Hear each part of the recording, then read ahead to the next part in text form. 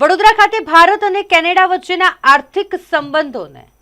વધુ મજબૂત કરવા માટે એક મહત્વપૂર્ણ એમઓયુ કરવામાં આવ્યા છે આઈસીટીસી અને એઆઈસીસી વચ્ચે આ એમઓયુ કે જે અલગ અલગ ક્ષેત્રમાં આર્થિક વૃદ્ધિ આપશે India Commonwealth Trade Council ICTC Gujarat અને Alberta India Chamber of Commerce AICC વચ્ચે મહત્વપૂર્ણ એમઓયુ થયા છે અને આ ભાગીદારી મુખ્યત્વે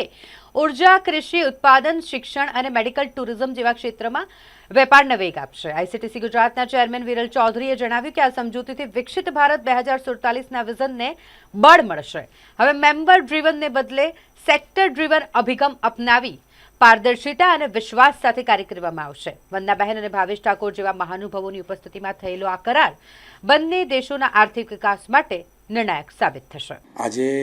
India Commonwealth Trade Council Gujarat ઓફિસે Alberta India Chamber of Commerce સાથે એમઓયુ સાઇન કર્યું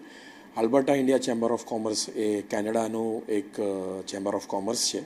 અને જેમની સાથે આઈસીટીસી ગુજરાત એ